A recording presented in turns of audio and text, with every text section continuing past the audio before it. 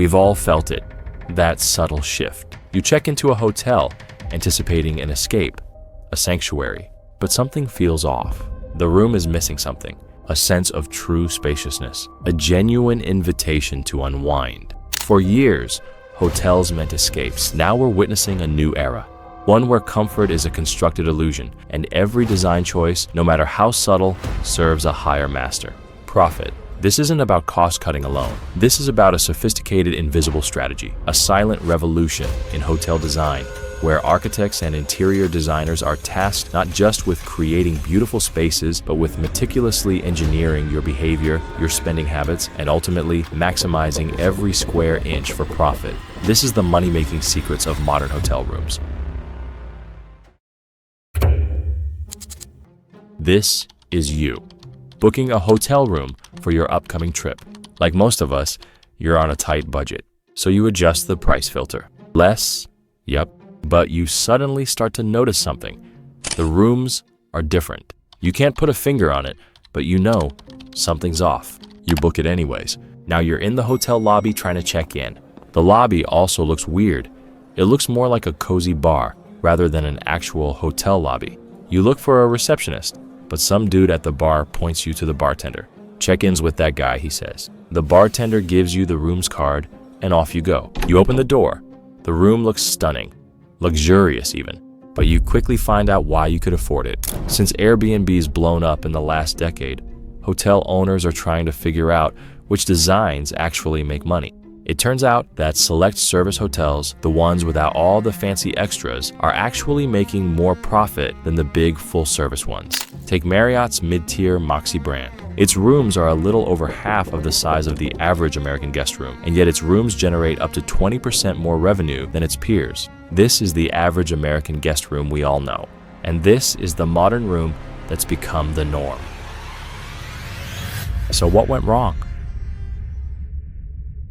To have the size of a standard 348 square foot American hotel room, you need to get rid of a lot of stuff. The first thing to go is the closet, which usually takes up around 7 square feet of space. Every square foot counts.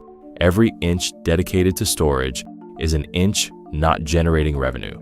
Instead of regular closets, we've started to notice these open plan closets, or these hanging hook systems along the walls. Designers say it's much less likely that a guest will forget something, but the real reason they don't tell you is because they take much needed space and require more labor hours to clean. By eliminating standard storage, hotel designers are able to kill 2 birds with 1 stone. While we're on it, designers believe guests don't need iron boards in their rooms. Instead, they could use a shared laundry space in the lobby. Although these changes may seem insignificant, they soon add up. Then there's the work area. Instead of having a large fixed desk with a chair, which normally takes around 8 square feet, designers switched to fold-out desks and collapsible chairs. Instead of getting your work done from your room, hotel designers are now replacing that with open, free co-working spaces and laptop-friendly lobbies. Along with the work area, minibars are gone. That's another 2.5 square feet saved. The problem with minibars is that they're labor intensive. You've got to have someone check them and refill them daily. If they can design a room that's quicker and simpler for housekeeping to turn over, they save a lot of money. For some franchises, that's millions a year. They even think about stuff like, can the housekeeper use the same cleaner for that glass tabletop and the wooden desk? Or do they need 2 different chemicals? All those tiny details are seriously calculated. Minibars are now replaced by vending machines in the lobbies and corridors. But there's one part of the room that can't be shrunk in the same way: the bathroom. The bathroom is a huge deal when it comes to how good a stay feels. Designers believe if they can give guests a bigger, nicer bathroom, they're going to be happier with the whole experience. Bathrooms are now half the size of what they used to be. By adding a barn door or even moving the sink basin out of the bathroom, designers can chop the room's footprint in half while making it feel more spacious. This clever approach uses the existing corridor for circulation, freeing up over 70 square feet of space and eliminating several costly amenities from every room. Designers and architects aren't doing all of this for their own entertainment. There's a big reason for this, and that reason is you. The criteria for choosing a place to stay have shifted. We've moved past the days when AAA ratings decided everything. It used to be that a hotel needed a certain number of drawers just to get a higher star count.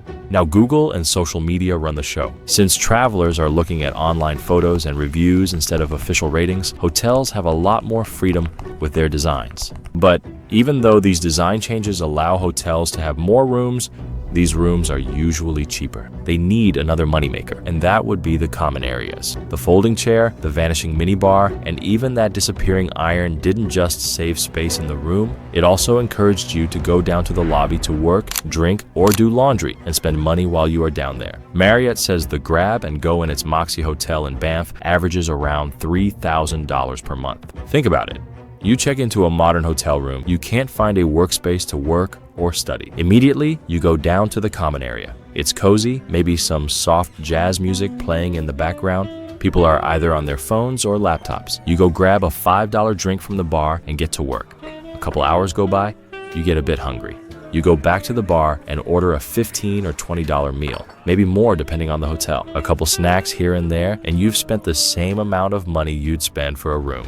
In hospitality, designers are constantly trying to maximize revenue by fitting in the highest number of seats possible. But this drive runs right up against labor costs. A bar might be set to hold 52 customers and require 3 bartenders. In that scenario, the design decision to not include a 53rd seat is purely strategic. Adding that single seat would require hiring a 4th bartender, significantly increasing the operating costs. That's another $50,000 to $70,000 per year for just another seat. Every design choice comes down to a balancing act. They're looking for the perfect middle ground where the building is full, but the staff stays lean. Part of the experience of arriving is the validation that you chose well, that you selected a hotel where other people want to be. But hotel designers know that their tricks won't work if all the nearby competition is doing the same thing. Developers research the hotel's position in the community, comparing rivals' room sizes and amenities. Sometimes they're willing to pay extra for a plot of land or a property, just so they could be the first in the area.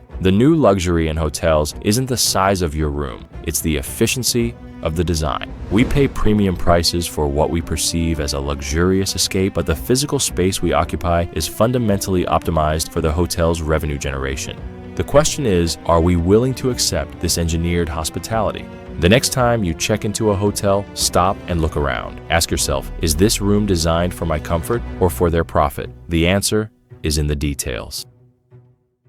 If you're planning on starting a YouTube channel, scripting is the base of everything. Especially for faceless videos, the writing has to do a lot of the heavy lifting since you don't have a face on camera to hold the attention. We've been refining a specific structure for these kinds of digital documentaries, so we put it all together into a short guide. If you're looking for a framework to help organize your next script, you can download the guide for free at the link below.